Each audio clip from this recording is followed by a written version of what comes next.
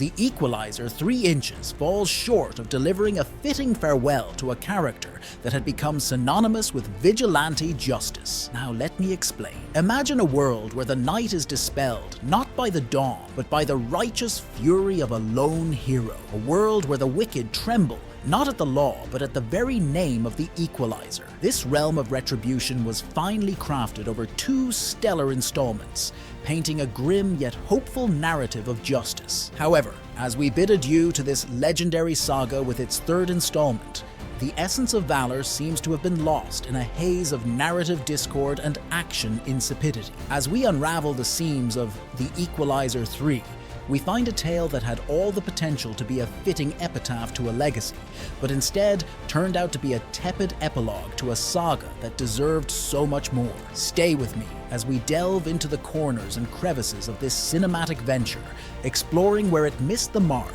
and how The Equalizer's swan song turned into a muted whimper. The Equalizer series has carved a niche for itself in the annals of action cinema. Its gravitas-laden protagonist, portrayed with a venerable charm by Denzel Washington, has over the years become synonymous with a vigilant brand of justice, dealing out retribution to the nefarious and hope to the oppressed. The first 2 installments were lauded for their balance of action intricacies and narrative depth, establishing a compelling universe where justice and vengeance dance in tight choreography. However, with The Equalizer 3, the rhythm seems to have staggered, the choreography seems less synchronized, and the dance feels oddly out of tune. The promise of an action-packed venture into the Italian underworld seemed tantalizing, but did the movie deliver on this promise, or did it stumble in its narrative stride, fumbling with the essence that made its predecessors captivating? And more importantly, does it do justice to its seasoned protagonist,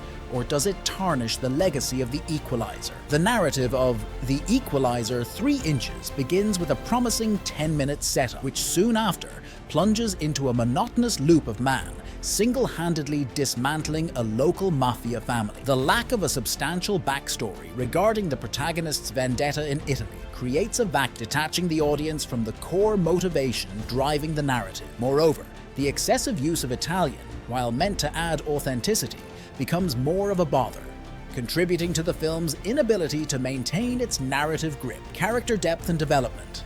A crucial aspect where The Equalizer 3 Inches stumbles is in its character development. The film attempts to introduce a new dimension with the Seers, yet fails to provide a coherent explanation of their existence and purpose, leaving much to speculation. The protagonist, despite his rich past of exacting justice, suddenly seems to have deviated from his path, showcasing a drastic shift in character without substantial narrative backing. The townspeople, meant to symbolize innocence and hope amid the darkness, are portrayed in a one-dimensional light.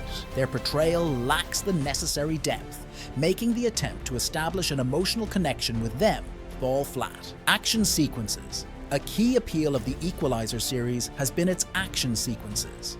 The 3rd installment, however, presents action scenes that are poorly lit and hastily concluded, stripping away the anticipation and satisfaction that well-choreographed action sequences can provide. The final showdown, meant to be the crescendo of the protagonist's battle against evil, turns out to be an underwhelming skirmish, lacking the intensity and gratification one would expect from a finale. Performance and cinematography.